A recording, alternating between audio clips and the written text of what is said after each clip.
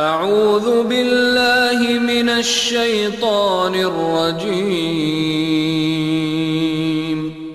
بسم اللہ الرحمن الرحیم اللہ اللہ اللہ اللہ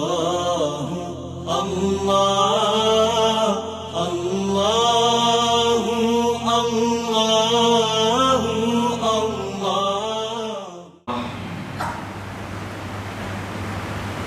الحمد لله الحنان المنان الذي خلق الإنسان وعلمه البيان والصلاة والسلام على سيد الإنس والجان وعلى آله وأصحابه ذوي الاحترام أما بعد عن أبي هريرة رضي الله تعالى عنه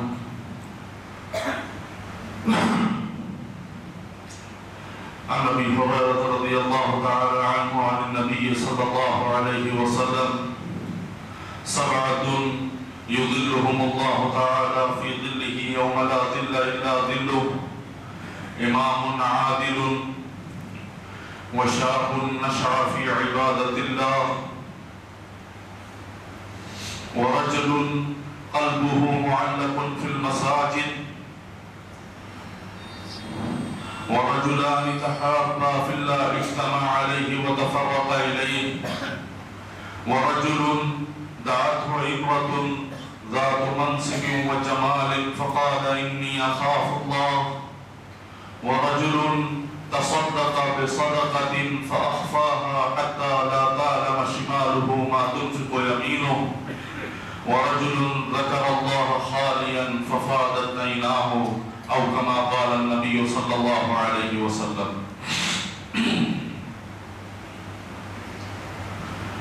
فقد قال الله تبارك وتعالى في القرآن المجيد والفرقان الحميد في شأن حبيبه مخبرا وآمرا إن الله وملائكته يصلون على النبي يا أيها الذين آمنوا صلوا عليه وسلموا تسليما اللهم صل على سيدنا ومولانا محمد معدن الجود والكرم صلاة وسلاما عليك دائما صمدا أبدا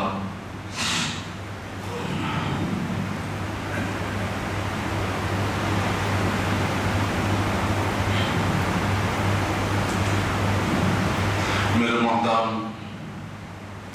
عزیزوں بزرگوں ساتھیوں، اللہ تبارک تعالیٰ کی حمد و ثنا کے بعد اللہ کی محبوب ہم سب کے آقا سرکار دو عالم صلی اللہ علیہ وسلم کے صلاۃ و سلام کے بعد واجب الاحترام ذوی الاحتشام معزز سامعین حضرات، السلام علیکم ورحمۃ اللہ وبرکاتہ۔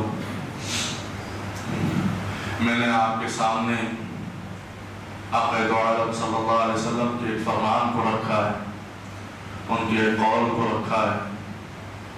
میں نے ایک حدیث آپ کے سامنے پیش کری جو تھوڑا طویل ہے، تھوڑا بڑی ہے، لیکن ہمارے لیے بڑا نفع بخش ہے، بڑی فائدہ مند حدیث ہے۔ میں نے جو حدیث پڑھی اس میں 7 اشخاص کا ذکر کیا گیا ہے، 7 قسم کے لوگوں کا ذکر کیا گیا ہے۔ کل قیامت کے دن، وہ دن حشر کا دن جو ہوگا وہ بڑا سخت دن ہوگا، بڑا بھیانک دن ہوگا، بڑا اس دن ہر شخص تھر تھر کانپ رہا ہوگا۔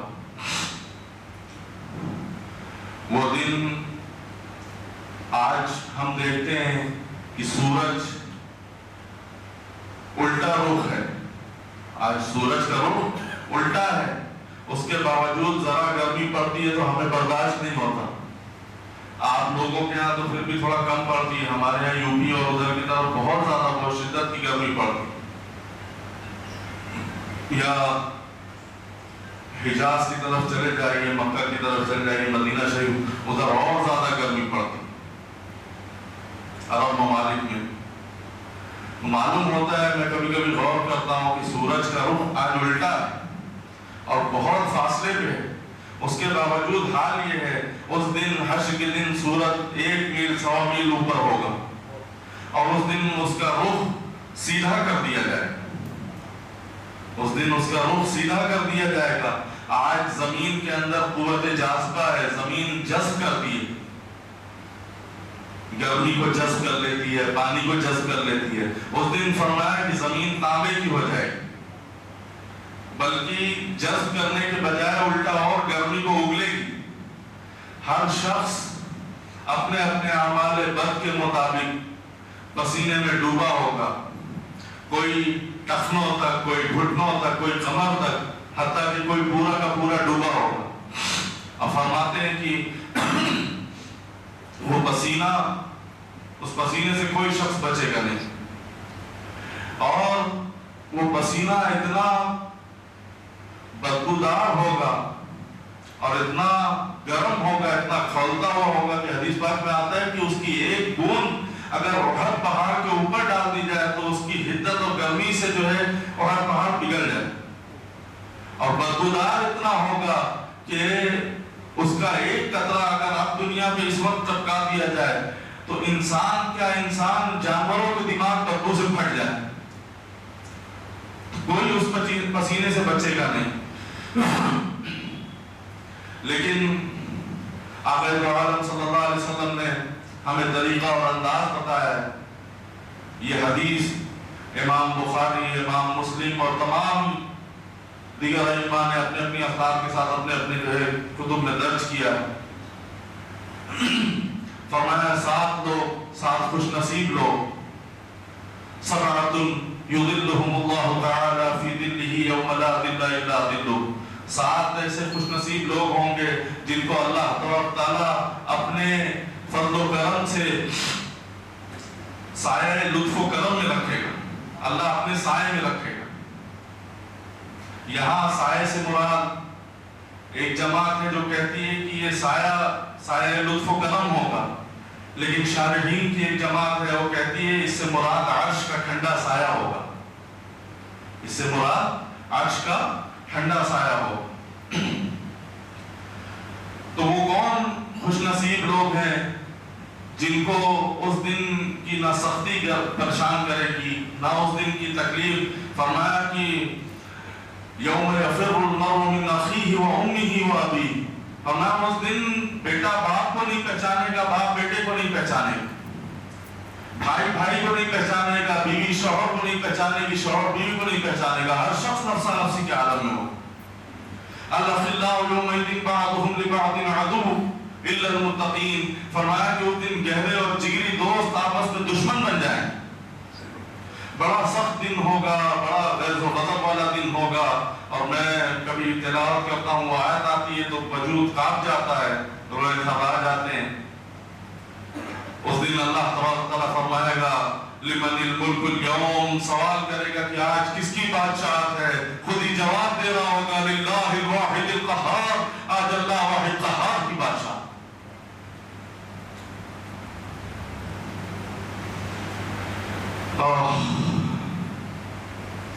لیکن اس دن کی سختی سے بچتا وہی ہے، بچے گا وہی جو آقا عالم صلی اللہ علیہ وسلم کے اس فرمان پہ عمل کرے گا۔ پہلا شخص، خوش نصیب شخص، جو 7 قسمیں بیان کی گئیں، اس میں پہلا شخص فرماتے ہیں امام عادل، امام عادل، عدل کرنے والا، عدل و انصاف کرنے والا جو امام ہوگا، جو عادل حکمران ہوگا، عادل بادشاہ ہوگا، وہ کل اتنی سختی اور مشکل اور پریشانی والے دن میں بھی اللہ کے ٹھنڈے عرش کے سائے پہ کھڑا ہو، اس کو کوئی پسینہ اور کوئی تکلیف، گرمی کی کوئی شدت کوئی پریشان نہیں کرے۔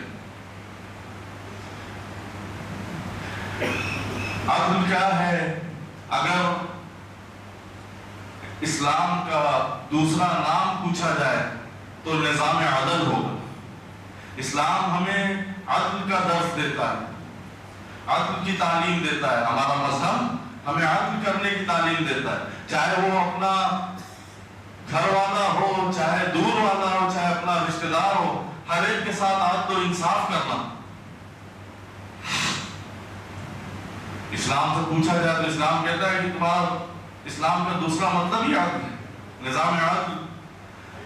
تو عدل کرنا، انصاف کرنا، جو انصاف کرنے والا ہوگا، عادل حکمران ہوگا. آج ان کے اگر نام باقی ہیں، بڑے بڑے حکمران دنیا میں آئے، آج کسی کے نام باقی نہیں، لیکن جو عدل و انصاف کے ضابطے کو قائم کر کے گئے، آج ان کا نام باقی. وگرنہ کتنے آئے اور گئے، حرف غلط کی طرح مٹا دیا گیا نام. سرکار دو عالم صلی اللہ علیہ وسلم فخر فرماتے ہیں کہ میں امام عادل کے زمانے میں پیدا ہوا ہوں. آج اگر نوشیروان کا نام باقی ہے تو اس کے عدل و انصاف کی وجہ سے. حضور فخر فرماتے ہیں کہ میں امام عادل کے زمانے میں پیدا ہوں.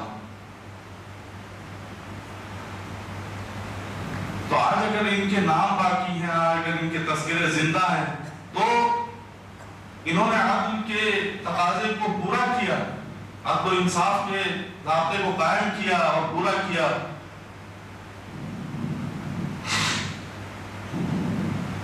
سلطان محمود غزنوی، آپ لوگوں نے نام سنا ہوگا،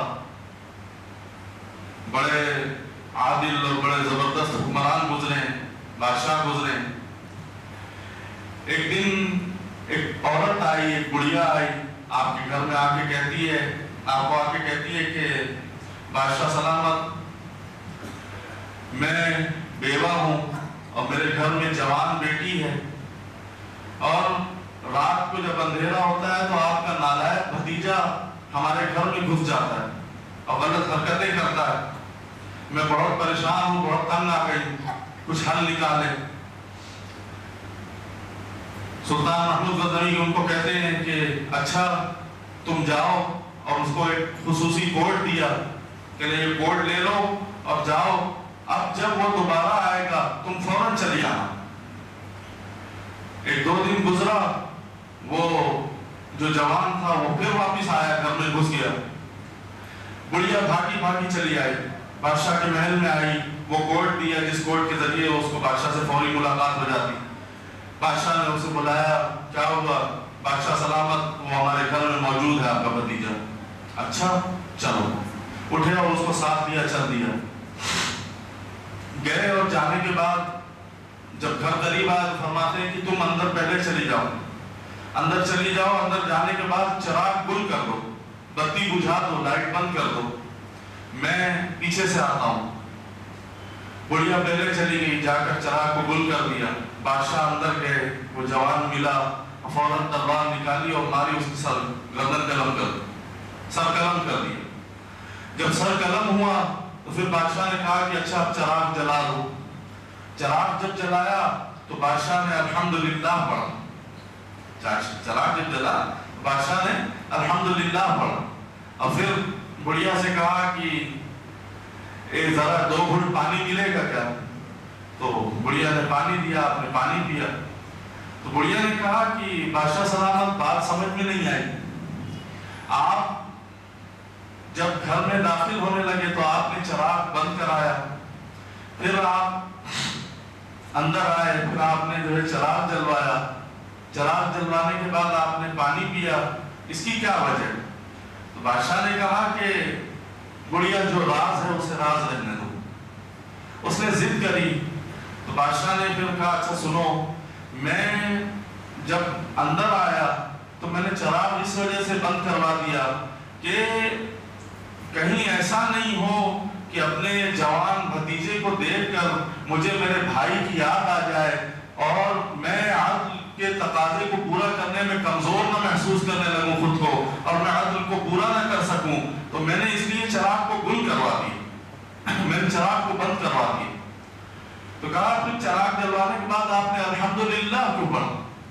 کہنے بڑھیا میں نے چراغ جلوایا تو میں نے دیکھا کہ یہ ہمارا بھتیجا نہیں تھا، یہ میرا بھتیجا نہیں تھا، یہ کوئی اور تھا، یہ صرف ہمارا نام استعمال کرتا تھا، یہ صرف ہمارا نام استعمال کرتا تھا، یہ ہمارا بھتیجا نہیں تھا. پھر بادشاہ سلامت، آپ نے مجھ غریب مجھ فقیر کے گھر میں 2 گھونٹ پانی کیوں پیا؟ کہ بڑھیا یہ بات تو رہنے دو، اس کو مت پوچھو. اس نے ضد کری تو بادشاہ نے کہا اچھا سنو، جس دن سے تم آئی تھی اور تم نے آ کے بتایا تھا کہ آپ کا نالائق بھتیجا میرے گھر میں گھس آتا ہے، میں بیوہ ہوں اور جوان بچی گھر کے اندر ہے، اس دن سے میں پریشان تھا کہ میرا خون اتنا گندا ہو گیا ہے، میرا خون اتنا گندا ہو گیا کہ ایک بیوہ ایک بے کس کے اور گھر میں گھس کے جو ہے ایسی حرکتیں کرتا ہے۔ اس دن سے میں نے عہد کر لیا تھا، میں جب تک عدل و انصاف نہیں کر لیتا نہ میں کچھ کھاؤں گا نہ کچھ میں پیوں گا۔ تو بڑھیا آج جب میں نے عدل کے تقاضے کو پورا کر لیا ہے تو کیا 2 گھوٹ تیرے گھر میں میرا حق نہیں بنتا ہے؟ 2 گھوٹ پانی تیرے گھر میں میرا حق نہیں بنتا ہے؟ تو لوگوں آج اگر ان کے نام باقی ہیں، آج ان کا اگر تذکرہ زندہ ہے تو انہوں نے عدل و انصاف کے تقاضے کو قائم کیا ہے۔ کسی بزرگ کا قول ہے کہ قواعد الدنیا 4، دنیا کے پائے 4 ہیں، دنیا 4 چیزوں پہ ٹکی ہوئی ہے۔ کیا؟ ایک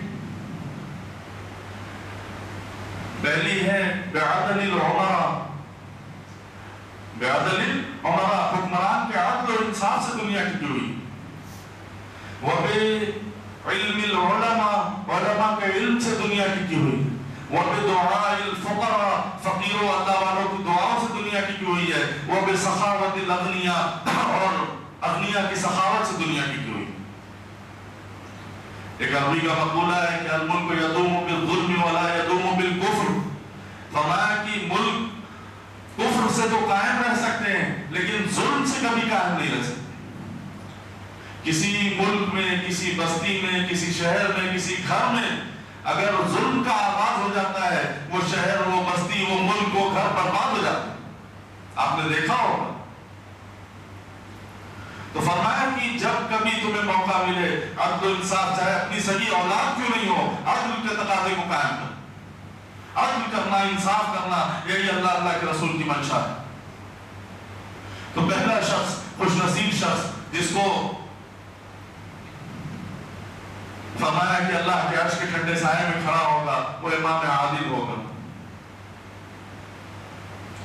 دوسرا خوش نصیب شخص وَشَابٌ نَشَعَ فِي عِبَادَةِ اللَّهِ، وہ جوانوں نے تمہارے لیے، وہ جو جوانی میں اللہ کی عبادت کرتا ہے۔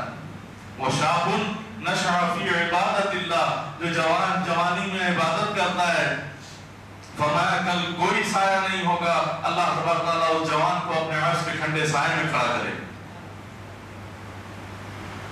نوجوانوں، جوانی کسی مستی کا نام نہیں ہے، جوانی آوارگی کا نام نہیں ہے، جوانی موڑوں اور چوراہوں اور چوکوں پہ کھڑے ہونے کا نام نہیں ہے، جوانی اللہ کے حضور مصلی بچھا کے آنسو بہانے کا نام۔ جوانی بہت بڑی دولت۔ ایک روایت میں سرکار عالم فرماتے ہیں الشاب الطائب حبیب اللہ، جو جوانی میں توبہ کرتا ہے اللہ اس کو اپنا محبوب رکھتا ہے۔ اور ایک روایت میں آتا ہے کہ جب کوئی جوان دل سے سچی توبہ کرتا ہے تو اللہ کا عرش بھی جھوم اٹھتا ہے۔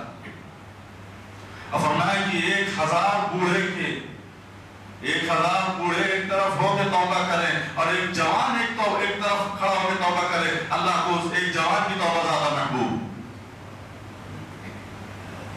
بے شک بڑھاپے میں بھی نیک عمل کرنا بہت بڑی بات، لیکن فرمایا کہ جو مزہ، جو لطف، جو ہر چیز کا باقپن جو ہے نا جوانی میں ہوتا ہے۔ عبادت کا بھی باقپن جو ہے جوانی میں ہے، عبادت کا مزہ بھی ہے، عبادت کا لذت بھی جو ہے جوانی میں۔ اور سب سے بہترین عبادت کیا ہے؟ سب سے افضل عبادت الصلاۃ ہے، نماز ہے۔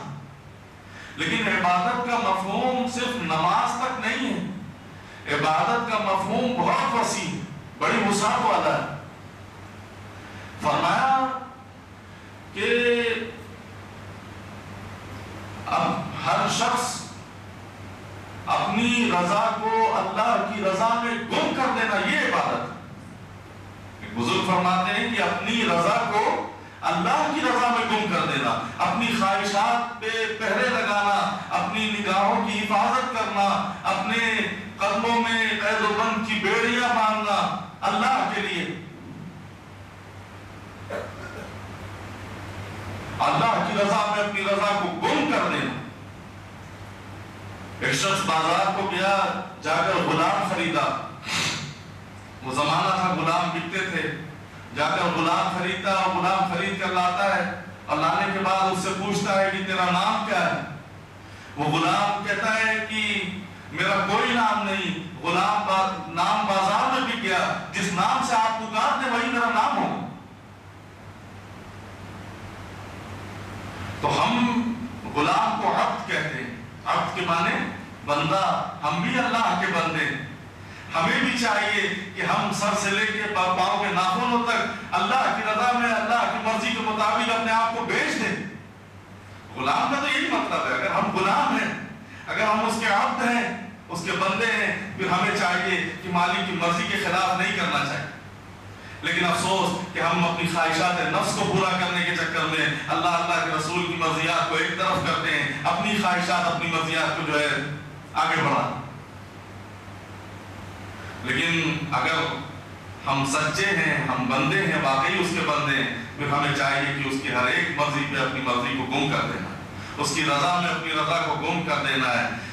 پنجابی میں کسی نے بڑا خوبصورت کہا، تیرے ہندیا سندیا محبوبہ، تیرے ہندیا سندیا محبوبہ، جے میں ہوا تے کافر ہو۔ اللہ تیرا ہو گیا تو فقط تیرا ہو گیا، اگر میں اپنی چلاتا ہوں، میں اپنا خود کا اپنا ہو رہا ہوں تو میں کافر ہوں، میں مسلمان نہیں۔ تو جوانی، میں نے کہا جوانی کسی مستی اور آوارگی کا نام نہیں۔ جوانوں، مسلح کو لازم پکڑو، مسلح کو لازم پکڑو، اللہ کے حضور آنسو بہاؤ اور اللہ سے توبہ کرو۔ کہا نا کہ الشاب الطائب حبیب اللہ، جو جوان جوانی میں توبہ کرتا ہے وہ اللہ کا حبیب ہوتا ہے۔ تو اپنی جوانی کو برباد نہ کریے، اپنی جوانی کو بیکار نہ کریے۔ جوانی آوارگی اور مستی کا نام نہیں ہے، جوانی اللہ کے حضور مصلی بچھا کے آنسو بہانے کا نام، اللہ کی عبادت کرنے کا نام ہے۔ اور میں نے کہا نا بڑھاپے میں دیکھو نا، بڑھاپے کے اندر جا کے بندہ اس کا کبھی گھٹنا خراب ہو جاتا ہے، کمر خراب ہو جاتی ہے، پتہ نہیں کتنی ساری بیماریاں لگ جاتی ہیں۔ ابھی جوانی ہے، ابھی گھٹنوں میں طاقت ہے، ابھی کمر میں تمہاری ہڈیوں میں کھڑکھڑاہٹ، ابھی طاقت ہے۔ جتنا زور تم بیکار کے کاموں میں، بازاروں میں اور دنیا کے لائنی کاموں میں لگا دیتے ہو، کاش کہ وہ زور، وہ طاقت جو تم کو اللہ نے طاقت اور جوانی اور ہمت دی ہے، اس ہمت اور طاقت کو مسلح پہ کھڑے ہو کے جو تم گزارتے اور اس پہ خرچ کرتے تو پھر کیا بات ہوتی۔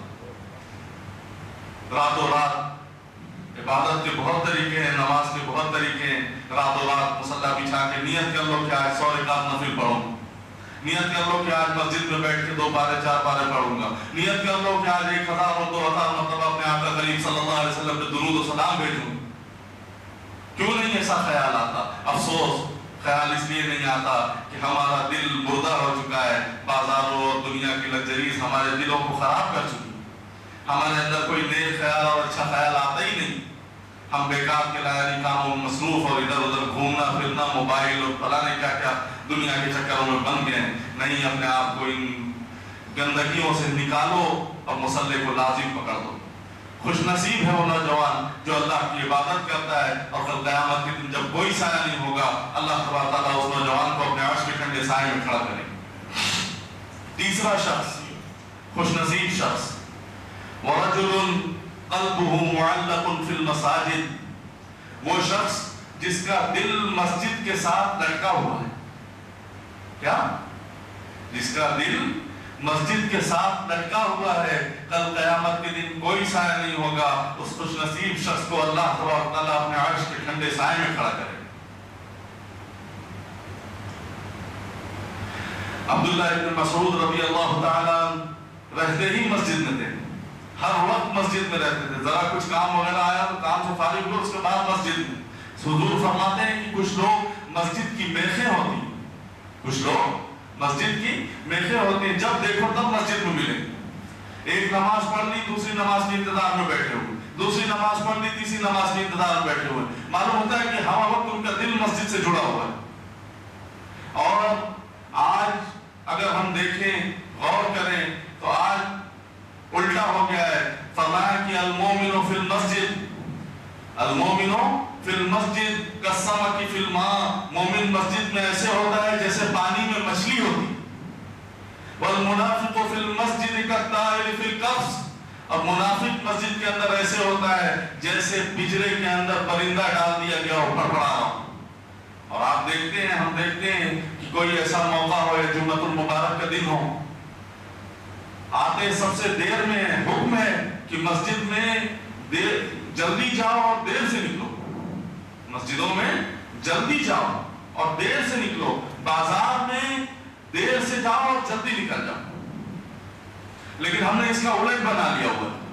ہم مسجد میں دیر سے آتے ہیں اور جلدی نکل رہے ہیں. جمعے کے دن آپ دیکھیے امام صاحب سلام پھیر کے ابھی دعا ہوتی نہیں، اس سے پہلے کہتے ہیں ایسے کہ بس دروازے پہ رش ہوتا ہے کہ میں پہلے نکلوں کہ میں پہلے نکلوں. لیکن فرمایا کہ خیر الاماکن، بہترین جگہ اللہ کا گھر ہے، جتنی دیر تم بیٹھے رہو گے اتنی دیر برکتیں اترتی رہیں. اور مسجد کی، اور فرمایا کہ جو شخص مسجد بناتا ہے، جو شخص مسجد بناتا ہے اس کی تعمیر میں حصہ لیتا ہے، اس کی تعمیر کے لیے کھڑا ہوتا ہے، اس کے اچھا صرف مسجد بنانا نہیں، اس کے مسجد کو اصل چیز ہے کہ مسجد کو آباد کرنا. مسجد کی زینت یہ رنگ و روغن اور تمام مختلف اقسام کے فانوسوں سے اس کی رونق نہیں ہے. مسجد کی رونق، مسجد کی آبادی اس کے مصلیوں سے. مسجد تو بنا دی شب بھر میں ایمان کی حرارت والوں نے، من اپنا پرانا پاپی تھا برسوں میں نمازی بن نہ سکا. فرمایا کہ مسجد کی آبادی، اس کی صفائی ستھرائی، اور مسجد میں صفائی ستھرائی کرنا، مسجد کو صاف کرنا، یہ ہر شخص اپنا ذمہ سمجھے. آج ہم نے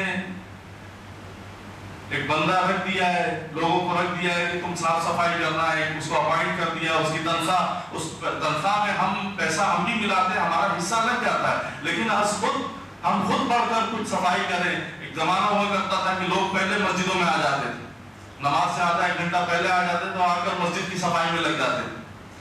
کوئی کہیں دن کا پڑا ہے وہی اٹھا کے پھینک رہا ہے، کوئی کچھ کر رہا ہے، کوئی کچھ کر رہا ہے. ہر شخص اپنی ذمہ داری سمجھ کے جو ہے صاف صفائی میں لگا رہتا. لیکن بہرحال آج یہ چیزیں مان پڑتی جا رہی ہیں. آج یہ چیزیں ختم. ہم یہ کہتے ہیں کہ نہیں میاں ہم نے ایک لڑکا رکھ دیا، وہ صاف صفائی آ کے کر کے چلا جائے گا. ٹھیک ہے ہم پیسہ اس میں دیتے ہیں، ہمارا حصہ لگتا ہے، لیکن خود اور فرمایا کہ یہ ایسا کام ہے کہ تم مسجد کو صاف کرو گے، اللہ تمہارے دل کو صاف کر دے گا. ایک بوڑھی خاتون تھی، وہ آج بھی گاؤں وغیرہ کے اندر ہم دیکھتے ہیں کہ جب صبح کے وقت اکثر نمازی فجر پڑھ کے چلے جاتے ہیں تو بوڑھی عورتیں جن سے پردے کے کام کی ساقی ہو جاتے ہیں، وہ عورتیں آ کر مسجدوں میں صفائی ستھرائی کر کے جو ہے جاتی تھی. بہرحال آج بھی گاؤں میں اکثر گاؤں میں دیکھنے کو ملتی ہے یہ چیزیں، لیکن کم ہو گئی ہیں، ختم ہو گئی. تو ایک بوڑھی خاتون جو مسجد نبوی کی صفائی ستھرائی کیا کرتی تھی، کافی دن ہو گیا سرکار دو عالم صلی اللہ علیہ وسلم اس کو نہیں دیکھتے ہیں. تو ایک دن پوچھا صحابہ سے کہ وہ بوڑھی خاتون کہاں ہے، کیوں نہیں آتی؟ فرمایا یا رسول اللہ وہ فوت ہو گئی، پردہ کر گئی. حضور نے فرمایا کہ وہ پردہ کر گئی، انتقال کر گئی، تم نے مجھے بتایا نہیں؟ فرمایا یا رسول اللہ آپ کار نبوت میں مصروف تھے، ہم نے سوچا ایک عام سی خاتون ہے، آپ کو کیوں اس کے لیے پریشان کرنا، ہم نے جنازہ پڑھ دیا. سرکار دو عالم کا چہرہ بگڑ گیا. فرماتے ہیں کہ تم نے اسے عام سی خاتون سمجھا، تم نے اسے عام عورت سمجھا. جو اللہ کے گھر کی صفائی ستھرائی کرتی وہ عام نہیں ہے. بہرحال تیسرا شخص وَرَجُلٌ قَلْبُهُ مُعَلَّقٌ فِي الْمَسَاجِدِ، وہ شخص، اور ایک روایت میں آتا ہے، میں نے کہیں پڑھا ہے بہت پہلے، کہ جو شخص ایک بندہ مسجد میں بیٹھا ہوا ہے اور بیٹھے بیٹھے وہ اگلی نماز کے انتظار میں بیٹھا ہے.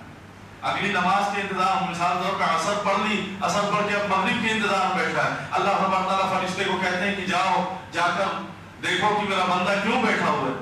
فرشتہ کہتا ہے اللہ یہ اگلی نماز کے انتظار میں بیٹھا ہوا ہے. اللہ تبارک تعالیٰ فرماتے ہیں کہ فرشتے تم گواہ رہنا، میں نے اپنے اس بندے کی بخشش کر دی، میں نے اپنے اس بندے کی مغفرت کر دی. کتنا آسان اللہ کی مغفرت پانا، کتنا آسان. اور ایسا خوش نصیب شخص کل کوئی سایہ نہیں ہوگا، اتنا سخت دن ہوگا، اللہ تبارک تعالیٰ اس کو اپنے عرش کے ٹھنڈے سائے میں جگہ عطا فرمائے. چوتھا شخص فرمایا وَرَجُلَانِ تَحَابَّا فِي اللَّهِ اجْتَمَعَا عَلَيْهِ وَتَفَرَّقَا إِلَيْهِ، دو لوگ جب آپس میں محبت کرتے ہیں اللہ کی رضا کے لیے، دو شخص جب آپس میں ایک دوسرے سے ملتے ہیں تو فقط اللہ کی رضا کے لیے، فرمایا کہ وہ خوش نصیب لوگ جو فقط اللہ کے لیے ایک دوسرے سے ملتے ہیں، کل کوئی سایہ نہیں ہوگا، اللہ اس کو اپنے عرش کے ٹھنڈے سائے میں جگہ عطا فرمائے۔ دوستی کے تعلق، خون کا رشتہ، دودھ کا رشتہ، کاروباری روابط، غرض کے رشتے، بہت سارے رشتے ہوتے ہیں ایک دوسرے سے ملاقات کرنے، لیکن فرمایا کہ فقط اللہ کی رضا کے لیے کسی سے ملنا، اللہ کے لیے کسی سے ملنا، وہ شخص اگر آپس میں ایک دوسرے سے ہماری دوستی، ہمارا ایک دوسرے سے ملنا، ہمارا معیار الحب للہ والبغض للہ ہونا چاہیے، ہماری محبت بھی اللہ کے لیے، ہمارا بغض بھی اللہ کے لیے۔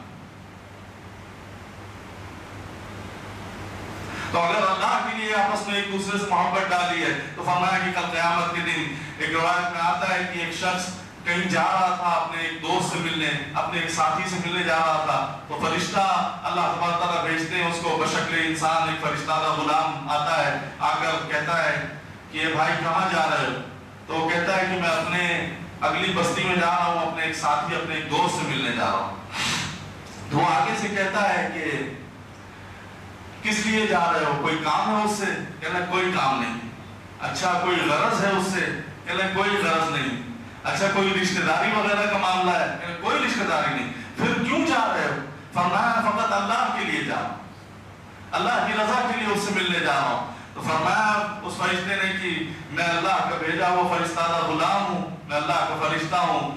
اللہ تعالیٰ فرماتا ہے کہ اگر واقعی تمہاری نیت میں خلوص ہے اور تم اللہ کے لیے اس سے ملنے جاتے ہو، حدیث پاک میں آتا ہے کہ فرشتہ اس سے کہتا ہے کہ پھر اللہ فرماتا ہے کہ اللہ نے تمہیں بھی بخشا اور اللہ نے اسے بھی بخشا۔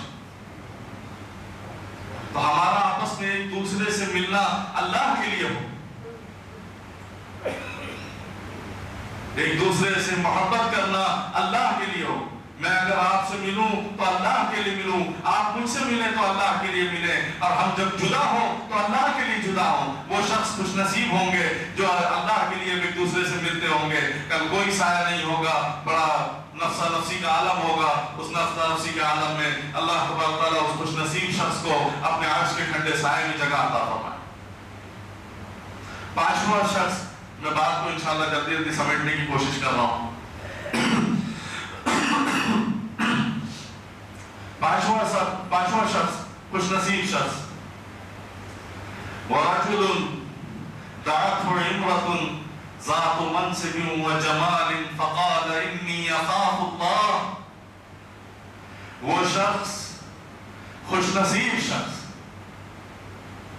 جس کو کسی عورت نے دعوت گناہ دی، اور ذات منصب و جمال، وہ عورت ایک منصب والی ہو، ایک عہدے والی ہو اور حسین و جمیل ہو، دعوت گناہ دے، اور یہ شخص آگے سے فرما دے انی اخاف اللہ، میں تیری دعوت کو نہیں مان سکتا، مجھے اللہ سے ڈر لگتا ہے، مجھے اللہ سے ڈر لگتا ہے۔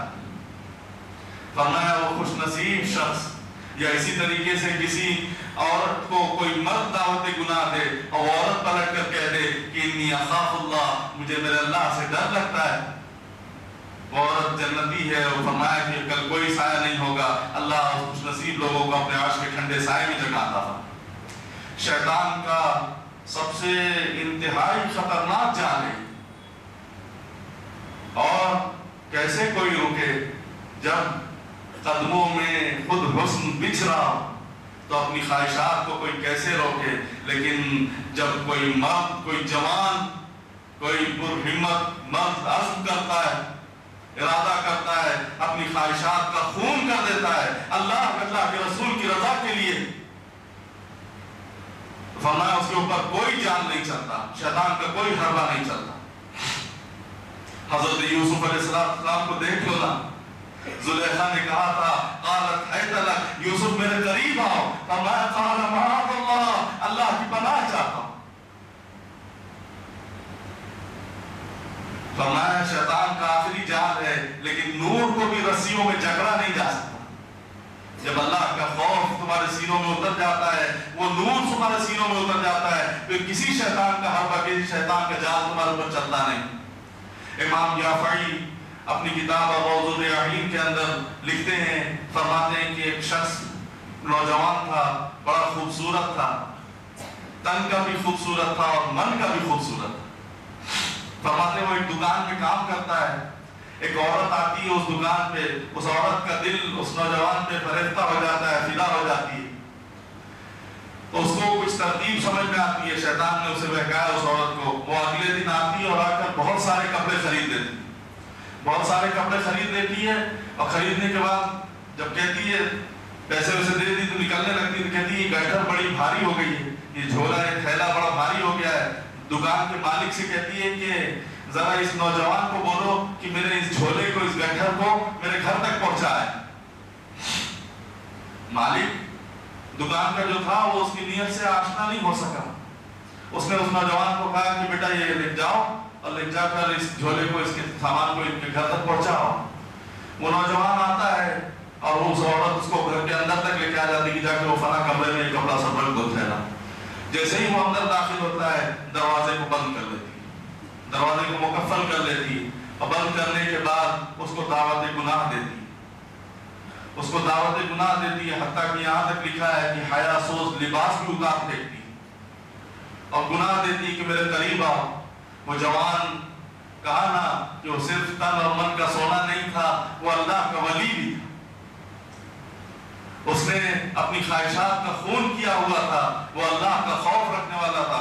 उसने पलट कर कहा मैं तेरी बात मान तो लूं लेकिन मुझे अल्लाह से डर लगता है, अल्लाह देख रहा मैं नहीं कर सकता ऐसा काम। बस मैं वो अपनी नजर को झुकाए हुए उसकी तरफ देख तक नहीं रहा, कह रहा मुझे छोड़ दे। वो जिद पे अड़ी रही कि नहीं छोड़ूंगी नहीं तुझे, आज तुझे नहीं छोड़ती। तो दिल ही दिल में अल्लाह से दुआ करता है अल्लाह मुझे बचा ले, अल्लाह मुझे बचा ले। आज तक तो बचा आया हूं, कहीं ऐसा नहीं हो कि इसके चक्कर में आके मैं फंस जाऊं, मेरा ईमान खराब हो जाए। फरमाया कुरान पाक में आज लोग जिना जैसी गंदी खसलतों में मुब्तला हो जाते हैं। अल्लाह फरमाता है कि ला तक़रबु ज़िना, ये ऐसा गंद है कि इसके करीब तक नहीं जाना, इसके करीब तक नहीं जाना। बहरहाल वो नौजवान, उसके दिल में अल्लाह ने तरकीब डाली। उसने कहा अच्छा तो इतनी जिद कर रही है तो रुक, वॉशरूम कहाँ है, टॉयलेट कहाँ है, मुझे जरा जाने दे, मैं होके आता हूँ फिर तुझसे मिलता हूँ। और बड़ा खुश हुई कि हाँ जाओ देखो वहाँ वॉशरूम में जाओ, चले जाओ। वो गया, जाने के बाद अंदर जाने के बाद पाखाना करता है, पाखाना करके हाथ में लेता है और फिर पूरे जिस्म पे मल लेता है। मलकर जब बाहर निकलता है तो जिस्म से बदबू उठ रही होती है। वो औरत देखती है तो उसका सारा नशा उतर जाता है। वो कहती है तू तो पागल और दीवाना मजनून नजर आता है, भाग यहाँ से मेरे घर से। उसको भगा दिया, दरवाजा खोल दिया, ताला खोल दिया। वो नौजवान निकल जाता है, वो बाहर निकलता और दिल में अल्लाह का शुक्र अदा करता है, अल्लाह मेरा तन तो गंदा हो गया, अल्लाह मेरा मन पाक रह गया, अल्लाह मेरा जिस्म गंदा हो गया लेकिन अब मेरा बातिन पाक रह गया। अल्लाह तो इमाम फरमाते हैं कि वो जाकर एक चश्मे पर जाकर गुस्ल करता है, नहाता है, धोता है, पाक होता है। तो पाक होने के बाद अल्लाह का सजदा शुक्र अदा करता है कि अल्लाह तूने मुझे आज बचा लिया। फरमाते हैं कि वो जब तक जिंदा रहा उसके जिस्म से मुश्क और अंबर की खुशबू आती है।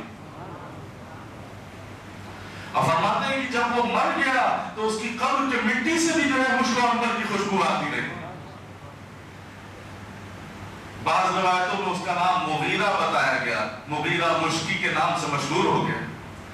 तो जो जवान, जो शख्स, उसको किसी औरत ने हुस्न की गुनाह की दावत दी हो, जो हुस्न वाली हो, जमाल वाली हो, मनसब वाली, और उसे दावत गुनाह देती हो और वो आगे से कहते इन्नी अख़ाफ़ुल्लाह, मुझे अल्लाह से डर लगता है। फरमाते उस खुशनसीब शख्स को कल क़यामत के दिन कोई साया नहीं होगा। आज हमारी और तुम्हारी तो ख्वाहिश होती कि काश कोई मिल जाए, माज़अल्लाह। वजह यही है कि हमारे दिल मुर्दा हो चुके हैं, हमारे दिल खराब हो चुके हैं, हमारा नफ्स इतनी अम्मारगी उसकी उरूज पे है कि बस जी चाहता है कि क्या कुछ कर दे फिर। नहीं नौजवानों, अपने जवानी को, अपने आप को खराब मत करो।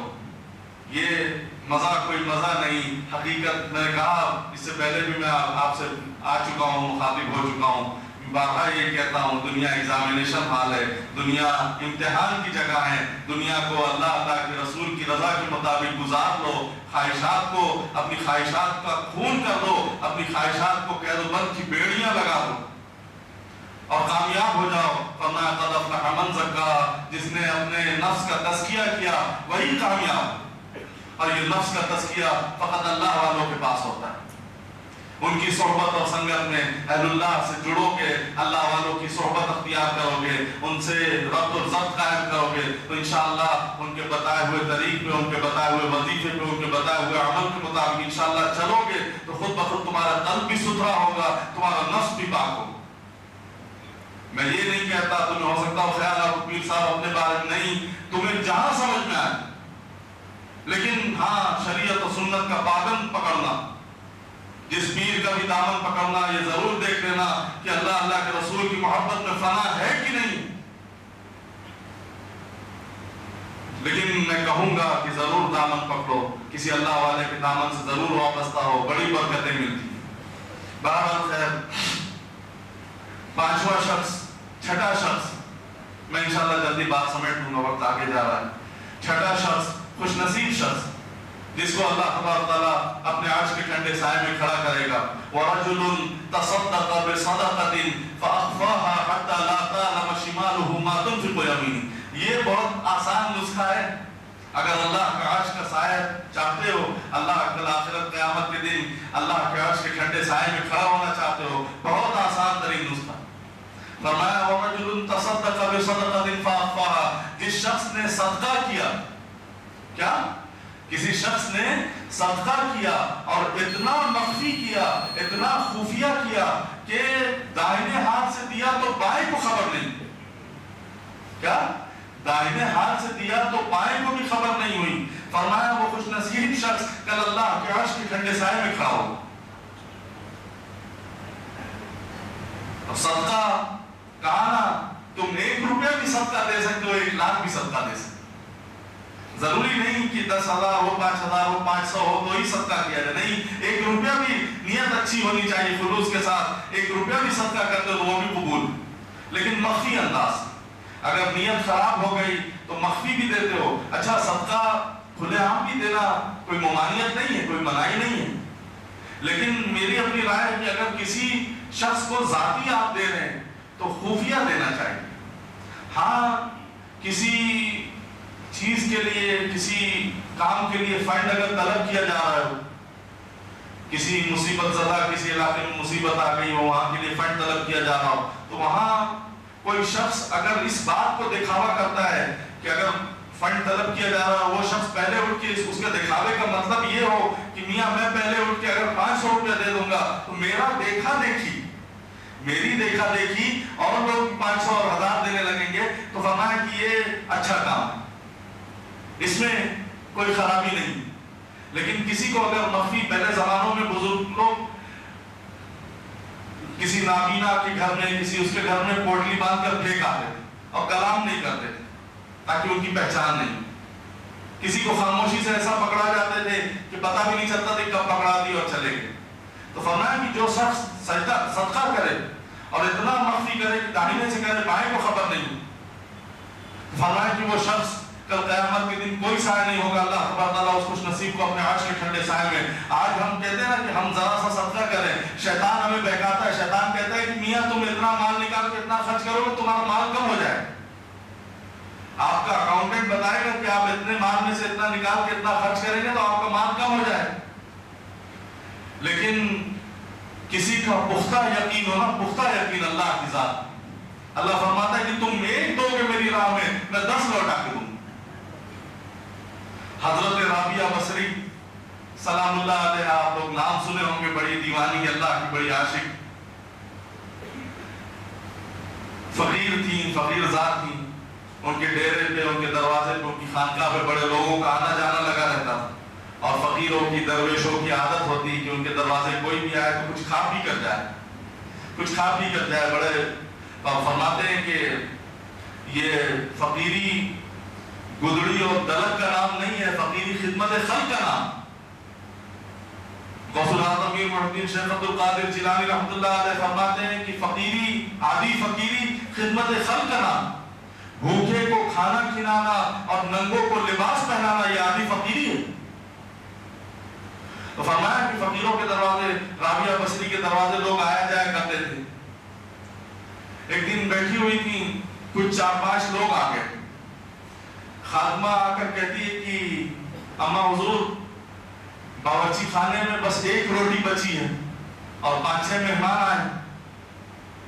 بات تو یہ ہونی چاہیے تھی کہ اچھا ایک روٹی ہے اور 2-4-5 کا انتظام کرو، اور بظاہر باورچی خانے میں کچھ اور ہے نہیں کہ انتظام ہو سکے، لیکن دیکھو کیسا یقین تھا اللہ کی ذات پہ۔ اذعان دیکھیے کیا فرماتی ہیں، اس ایک کو بھی اللہ کی راہ میں صدقہ کرو۔ جو ایک بچی ہے، ہونا تو یہ چاہیے تھا کہ ایک ہے تو ایک کو رکھو اور 2-4-5 کا کہیں سے انتظام کرو، لیکن کیا فرماتی ہیں، اللہ کی ذات پہ کامل یقین والے لوگ تھے، کہتی ہیں اس ایک کو بھی اللہ کی راہ میں خیرات کرو، جاؤ۔ خاتمہ حیران ہو کے کہ کیا بول رہی ہیں، حکم تھا، جا کے خیرات کرتی ہیں۔ تھوڑی دیر بعد دروازے پہ دستک ہوئی، من علی الباب، کون ہے دروازے پہ؟ فرمایا فلاں آقا کا غلام ہوں، یہ میرے آقا نے آپ کے لیے کھانا بھیجا ہے۔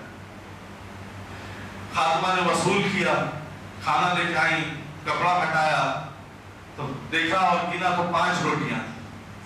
رابعہ بصری فرماتی کہ نہیں، یہ غلطی سے ہمارے دروازے آ گئے، یہ ہمارا کھانا نہیں ہے، لے جاؤ اس کو واپس کرو۔ وہ گئی اور واپس خاتمہ کہہ رہی اماں حضور 5 روٹیاں ہیں، 5 مہمان ہو جائے، کیا جو کہہ رہی ہوں واپس کر دو، ہمارا نہیں ہے، کہیں اور غلطی سے آ گئی، لے جاؤ۔ تھوڑی دیر بعد پھر دروازے پہ دستک ہوئی، من رد الباب، کس نے دروازہ کھٹکھٹایا؟ فلاں آقا کا فلاں غلام ہوں، میرے آقا نے آپ کے لیے کھانا بھیجا ہے، اور فرمایا کہ یہ کھانا دے کر آؤ، پہنچا کر آؤ۔ میں خاتمہ نے وہ کھانا وصول کیا، لائی، اماں حضور نے پردہ ہٹایا، کپڑا ہٹایا تو دیکھتی ہیں گنا تو 7 روٹیاں۔ فرماتی نہیں نہیں، یہ بھی ہمارا نہیں، یہ بھی ہمارا نہیں۔ خاتمہ حیران، اماں 7 روٹیاں ہیں، آرام سے لوگ کھا لیں گے، ایک آدھ بچ بھی جائے گی۔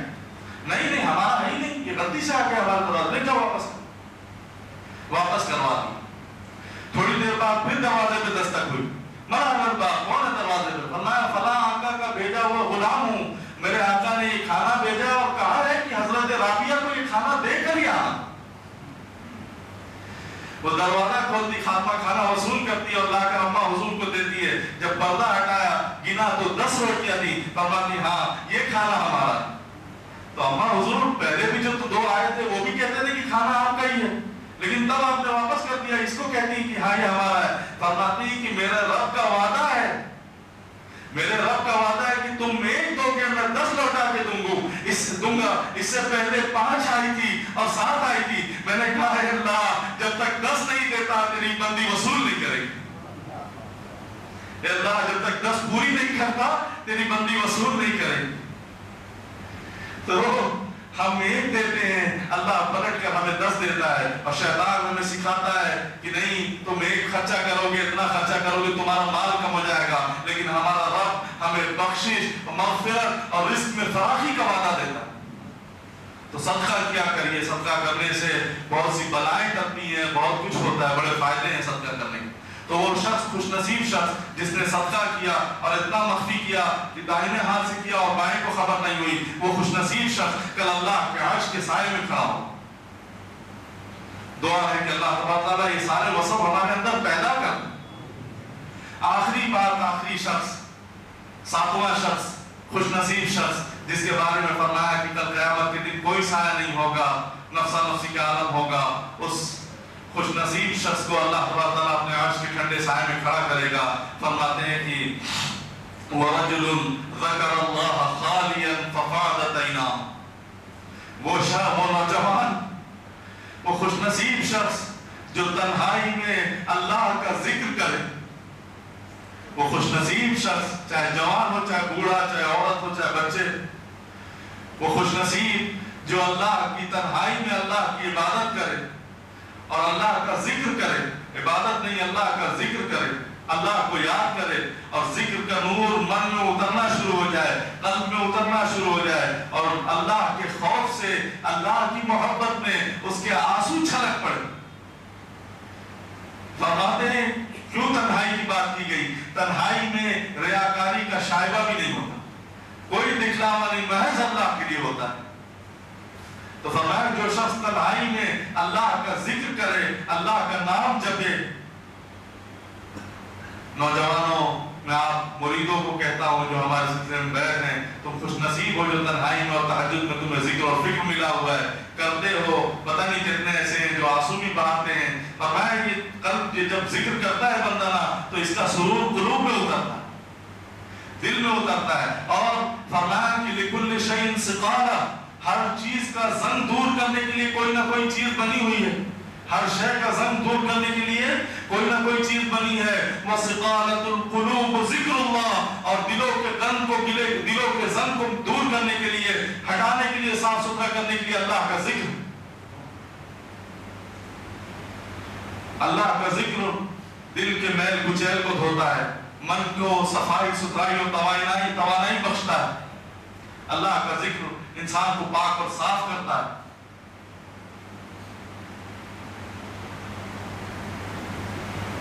اللہ کا ذکر کریں، کثرت سے کریں۔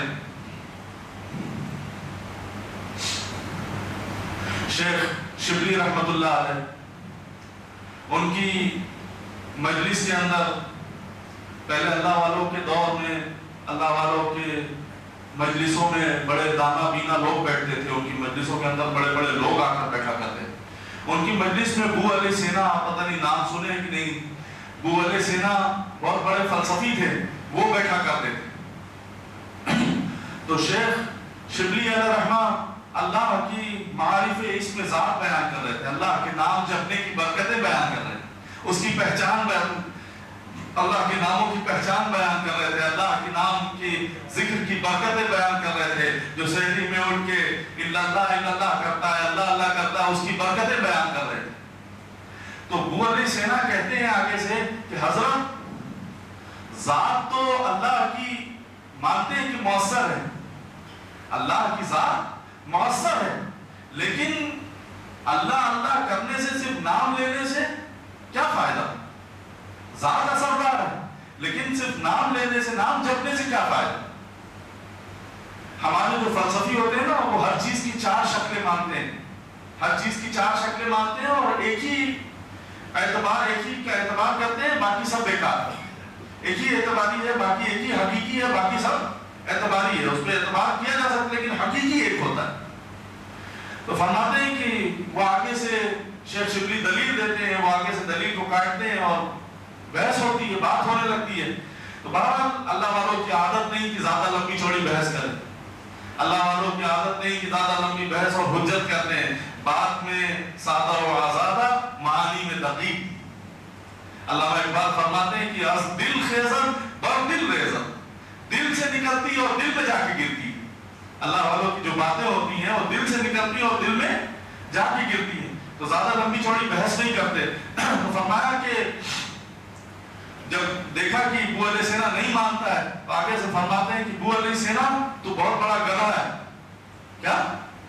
بو علی سینا تو بہت بڑا گدھا ہے، اتنا بڑا مجمع، اتنے سارے لوگ، اتنا نامور فلسفی نام تھا بو علی سینا کا۔ چہرے کا رنگ سرخ ہو گیا، چہرے کا رنگ بگڑ گیا، چہرہ بالکل لال ہو گیا، سرخ ہو گیا۔ کہتے ہیں حضرت آپ نے مجھے گدھا کہا، حضرت آپ نے مجھے گدھا کہا۔ شیخ ہنسنے لگے، شیخ مسکرانے لگے۔ بو علی سینا دیکھا ایک گدھے کے نام کے اندر اتنا اثر ہے کہ میں نے تجھے گدھا کہا، تیرے چہرے کا رنگ بدل گیا۔ کیا الا اللہ الا اللہ الا اللہ کی ضربیں لگانے سے اس قلوب کا رنگ نہیں بدلتا؟ بو علی سینا کہتا حضرت نے سمجھ گیا، تو میں گدھا تجھے کہا تو تیرے چہرے کا رنگ بدل گیا۔ کہ اللہ اللہ کا نام جپنے سے اس قلوب کا رنگ نہیں بدلتا، اس دل پہ لگی میل اور کچیل نہیں صاف ہوتی؟ میں سمجھ گیا۔ تو لوگوں وَذَكَرَ اللَّهَ خَالِيًا فَفَاضَتْ عَيْنَاهُ، خوش نصیب ہے وہ شخص جو تنہائی کے اندر اللہ کی عبادت کرے، اللہ کا ذکر کرے، اور وہ ذکر سینوں میں اترنا شروع ہو جائے، اللہ کے خوف سے، اللہ کی محبت سے، اللہ کو پانے کے لیے۔ جب تمہاری آنکھیں آنسوؤں کا خراج پیش کرتی ہیں. فرماتے ہیں کہ وہ خوش نصیب شخص کو اللہ تبارک تعالیٰ اپنے عرش کے ٹھنڈے سائے میں جگہ عطا فرمائے گا. دعا ہے کہ اللہ رب العزت ہم سب کے اندر یہ ساتوں اشخاص والے اوصاف کو اللہ پیدا کر دے. ہم کو بھی اللہ تبارک تعالیٰ یہ ساتوں اشخاص والی خوبیاں ہمیں نصیب فرمائے. اللہ تبارک تعالیٰ کسی عہدے کسی موقع پہ ہمیں کوئی عہدہ کوئی منصب دے دے تو اللہ تبارک تعالیٰ ہمیں عدل کرنے کی توفیق عطا فرمائے. اللہ تبارک تعالیٰ ہمیں اپنی عبادت کی توفیق عطا فرمائے. اللہ تبارک تعالیٰ ہمیں ہمارے دلوں کو مسجدوں سے لٹکا دے, مسجد سے ہمارے قلوب کو وابستہ کر دے. میں نے کہا نا کہ مسجد سے جتنی دیر مسجد میں بیٹھے رہو گے خیر اور برکتیں اترتی رہیں گی. اللہ تبارک تعالیٰ ہمارے دل کو مسجد سے لٹکا دے. اللہ تبارک تعالیٰ ہمیں آپس میں ایک دوسرے سے محبت کرنے کی توفیق دے, تو فقط اپنی ذات اور اپنے محبوب کی ذات کے لیے دے. اللہ تبارک تعالیٰ ہزاروں قومیں وجود میں آئیں, ہزاروں قومیں وجود میں آئیں دہر میں خشک و تر کے رشتے سے. ہم نے بنیاد دوستی رکھی یاد خیر البشر کے رشتے سے, محبت محمد کی وسادت سے, محمد کی وسادت سے. دوستی میری اور تیری ہے, محبت محمد کی وسادت سے, محبت تیری میری, محبت اصل ہے ان کی نہ تیری ہے نہ میری. تو اللہ تبارک تعالیٰ ہمیں آپس میں ایک دوسرے سے ملنے کی توفیق دے, تو اپنے اپنے محبوب کی رضا کے لیے. اور اللہ تبارک تعالیٰ کبھی کوئی ایسا گناہ کا موقع ہے اور اللہ تبارک تعالیٰ ہمارے دل میں ایک خوبی پیدا کر دے, اللہ ہمارے اندر یہ توفیق دے دے کہ ہمیں کوئی دعوت گناہ دے اور ہم اس وقت ڈر کر یہ کہنے والے ہو جائیں انی اخاف اللہ, اللہ سے ڈر لگتا ہے. اللہ ہمیں اپنے سینوں میں اپنا خوف پیدا کرے, اپنی خشیت پیدا فرمائے, اور اللہ تبارک تعالیٰ ہمیں صدقہ اور خیرات کرنے کی اللہ توفیق عطا فرمائے. اور اللہ تبارک تعالیٰ ہم سب کو جب تنہائی کے اندر اپنے ذکر اور فکر میں اللہ ہمیں رونے کی توفیق عطا فرمائے, اپنی محبت اپنے خوف میں رونے کی توفیق عطا فرمائے. دعا ہے اللہ تبارک تعالیٰ ہم سب کے اندر یہ ساتوں اشخاص کے اوصاف والی خوبیاں ہمارے اندر پیدا فرما دے. اللہ یہ ساتوں خوبیاں ہمیں بھی نصیب فرما دے. اور کل یوم محشر جب نفسا نفسی کا عالم ہوگا, ہر شخص پسینے میں شرابور ہوگا, کھوپڑیوں میں بھیجے انڈے جیسے کیتلی میں انڈا ابلتا ہے ویسے کھوپڑیوں میں بھیجا اگلے گا. اللہ تبارک تعالیٰ اس سختی والے دن میں ہم سب کو اپنے عرش کے ٹھنڈے سائے میں جگہ عطا فرما دے. اللہ تبارک تعالیٰ کہتے ہیں اور سننے سے زیادہ ہم سب کو عمل کی توفیق عطا فرما دے, اور ہماری اس چھوٹی اور مختصر سی ملاقات کو اللہ قبول فرما دے. اللہ ہم سب سے راضی ہو جائے. وآخر دعوانا الحمدللہ رب العالمین.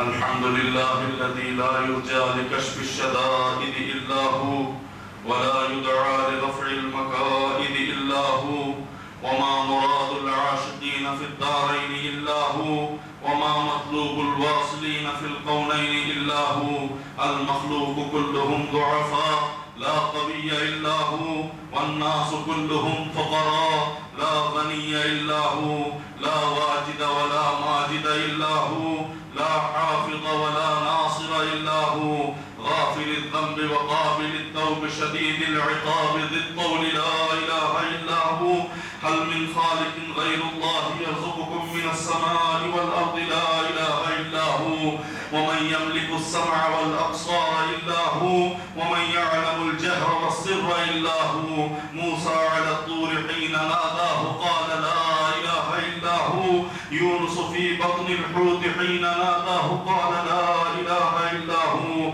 يوسف في قعر البئر حين ناداه قال لا إله إلا هو إبراهيم في النار الحريق حين ناداه قال لا إله إلا هو ونشهد أن لا إله إلا الله وحده لا شريك له وهو الحي لا إله إلا هو ونشهد أن سيدنا ومولانا محمدا عبده ورسوله صلى الله تعالى عليه وعلى آله وصحبه وبارك وسلم اعلموا أن الدنيا دائرة ولذتها فانية وطاعتها باقية وحاصلها فوت وآخرها موت إخواني بدن ضعيف ضعيف وسفر طويل طويل وزاد قليل قليل وبحر عميق عميق والنار حريق حريق والصراط دقيق دقيق والميزان عديل عديل والقيامة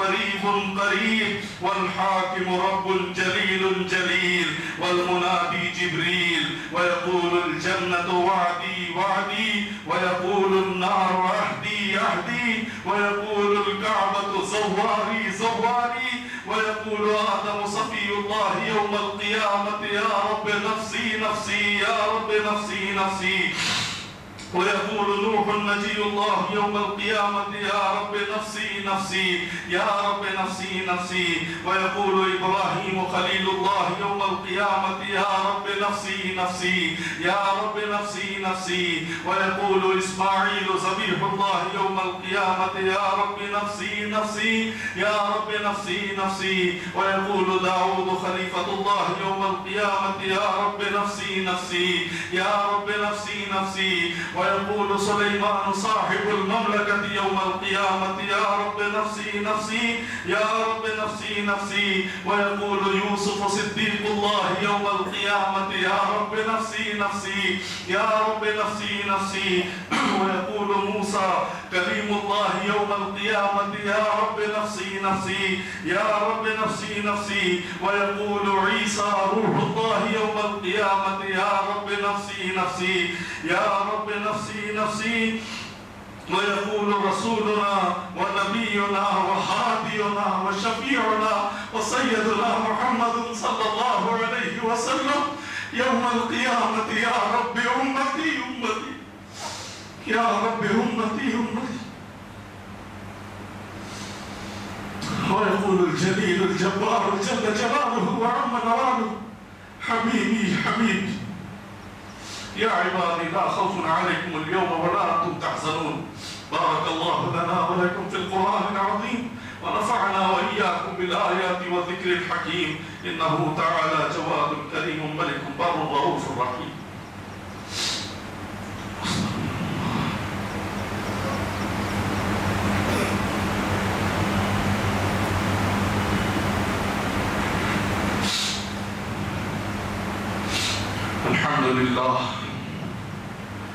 الحمد لله نحمده ونستعينه ونستغفره ونؤمن به ونتوكل عليه ونعوذ بالله من شرور أنفسنا ومن سيئات أعمالنا من يهده الله فلا مضل له ومن يضلله فلا هادي له ونشهد أن لا إله إلا الله وحده لا شريك له ونشهد أن سيدنا ومولانا محمدا عبده ورسوله أرسله بالحق بشيرا ونذيرا بين يدي الساعة من يطع الله ورسوله فقد رشد ومن يعصهما فإنه لا يضر إلا نفسه ولا يضر الله شيئا. أعوذ بالله من الشيطان الرجيم.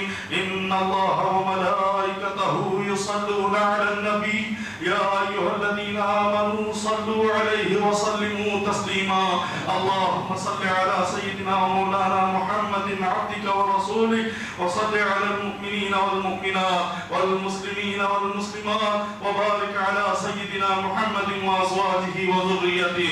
قال النبي صلى الله عليه وسلم أرحم أمتي بأمتي أبو بكر رضي الله تعالى عنه وأشدهم في أمر الله عمر رضي الله تعالى عنه وأصدقهم حياء عثمان رضي الله تعالى عنه وأقضاهم علي رضي الله تعالى عنه وفاطمة سيدة نساء أهل الجنة رضي الله تعالى عنها والحسن والحسين سيدا شباب أهل الجنة رضي الله تعالى عنهما وحمزة أسد الله وأسد رسوله رضوان الله تعالى عليهم أجمعين. اللهم اغفر للعباس وولده مغفرة ظاهرة وباطنة لا تغادر ذنبا. الله في أصحابي لا تتخذوهم غرضا من بعدي فمن أحبهم فبحبي أحبهم ومن أبغضهم فببغضي أبغضهم وخير أمتي قرني ثم الذين يلونهم ثم الذين يلونهم وسلطان ظل الله في الأرض من أهان سلطان الله في الأرض أهانه الله. إن الله يأمر بالعدل والإحسان وإيتاء ذي القربى وينهى عن الفحشاء والمنكر والبغي يعظكم لعلكم تذكرون.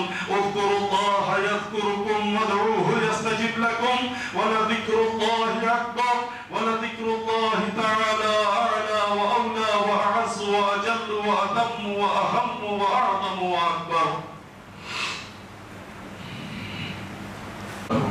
اللهم صل على سيدنا مولانا محمد معدن الجود والكرم صلاة وسلام عليك صلى اللهم أنت السلام منك السلام إليك يرجع السلام علينا ربنا بالسلام واغفرنا الجنة دارك دار السلام تبارك ربنا وتعاليك يا ذا الجلال والإكرام. اللهم إنا نسألك رضاك والجنة ونعوذ بك من سخطك وغضبك والنار.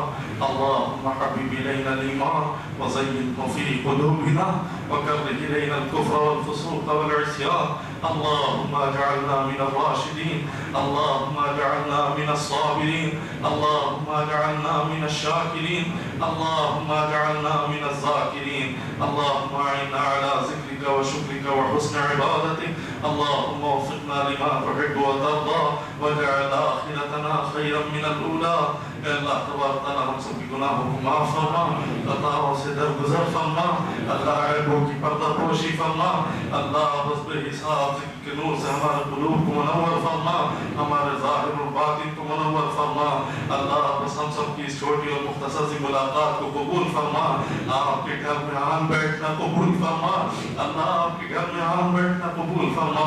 اللہ بس بے حساب ہماری نمازوں کو قبول فرما، ہماری اس نماز جمعہ کو قبول فرما، ہمارے اجتماع کو قبول فرما. اللہ بس بے حساب راضی ہو جا، بے حساب اپنا کرم فرما دے. اللہ بس بے حساب معاف فرما دے.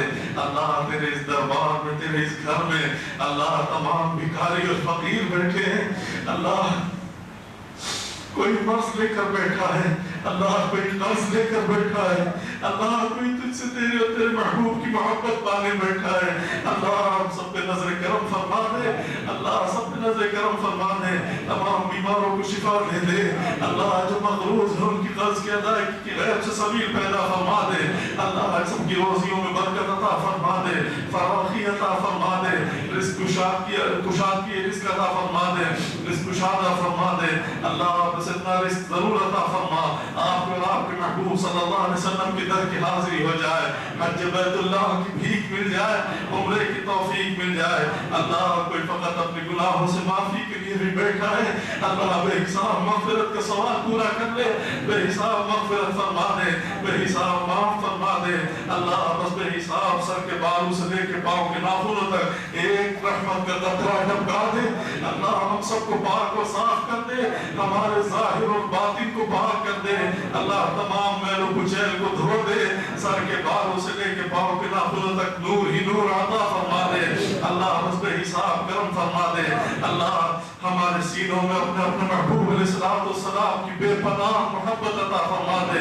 اپنے اپنے محبوب صلی اللہ علیہ وسلم کی محبت سے سینوں کو لبریز فرما دے. ہمارے نفس و شیطان کا تزکیہ فرما دے. اللہ ہمارے نفوس کا تزکیہ فرما دے اور نفس و شیطان کے مکر و فریب سے ہماری حفاظت فرما دے. اللہ رب حساب کرم فرما دے. اللہ ہم سب کو اپنا بنا لے، اپنے اپنے محبوب صلی اللہ علیہ وسلم کی رضا کی توفیق عطا فرما دے، اپنے محبوب کی ناراضگی سے محفوظ فرما دے اللہ، اپنے اولیاء کی ناراضگی سے محفوظ فرما دے اللہ، بس بے حساب ہم سب کے ہاتھ میں رحم فرما دے مولا، دین اور دنیا اور آخرت کی تمام بھلائیاں عطا فرما دے، دینداری میں بھی ہمیں اعلیٰ سے اعلیٰ بنا، دنیاوی معاملات میں بھی اللہ ہمیں اعلیٰ سے اعلیٰ بنا، تمام الجھنوں کو اپنی رحمت سے سلجھا، اپنے کاموں کو اپنے فضل سے پورا فرما، ہر مشکل کو میرے مولا آسان فرما اللہ، سب کے ہاتھ میں رحم فرما، جو لاوت نے انہیں صاحب اولاد بنا، جن کی اولادیں ہوں ان کی اولادوں کو اپنے والدین کا فرمانبردار بنا اللہ، بس بے حساب سب کی جھولیوں کو اپنی رحمت سے پر فرما اللہ، کسی کو محروم نہ چھوڑنا، سب کو اپنی شان کے مطابق عطا فرمانا اللہ، آپ ہی فرماتے ہیں وَأَمَّا السَّائِلَ فَلَا تَنْهَرْ، سوالی کو جھڑکی نہ دینا اللہ، ہمارے جیسے بروں کا حال یہ ہے، ہمارے جیسے بروں کے دروازے کوئی آ جاتا ہے اللہ، جو بنتا ہے دے دیتے ہیں اللہ، ہم بھی فقیر آپ کے دروازے آئے بیٹھے ہیں اللہ، سب کی جھولیوں کو اپنی رحمت سے پر کر دینا اللہ، کسی کو جھڑکی نہ دینا اللہ، کسی کو جھڑکی نہ دینا اللہ، آپ ہی فرماتے ہیں کہ آپ غنی ہیں تم سب فقیر ہو اللہ، اور آپ ہی فرماتے ہیں صدقہ فقیروں کا حق ہوتا ہے، اے اللہ ہم تجھ سے تیرے محبوب کا صدقہ مانگتے ہیں اللہ، ہماری جھولیوں کو بھر دے اے غنی بادشاہ، بس بے حساب سب کی جھولیوں کو اپنی رحمت سے پر فرما دے اللہ، کسی کو محروم نہ چھوڑنا، اٹھنے سے پہلے سب کے سارے سوال پورے کر لینا اللہ، جو مانگا وہ بھی عطا فرمائیے، جو نہیں مانگ سکے دلوں میں رہ گئے میرے اللہ وہ بھی عطا فرما دے، بے شک تو دلوں کے بھیدوں کو جاننے والا ہے اللہ، ہم سب کی ساری دعاؤں کو اپنے فضل و کرم کے صدقے اپنے محبوب سرور کائنات سید عالم صلی اللہ علیہ وسلم کے صدقے دو فیض قبول و مقبول و منظور فرما لیجئے یا رب بالمصطفى بلغ مقاصدنا واسمح لنا ما مضى واغفر لنا ما مضى يا واسع الكرم وصلى الله تعالى على خير خلقه ونور عرشه سيدنا محمد رحمة للعالمين وعلى آله وأصحابه وأهل بيته وأزواجه وذرياته وأولياء أمته أجمعين برحمتك يا أرحم الراحمين.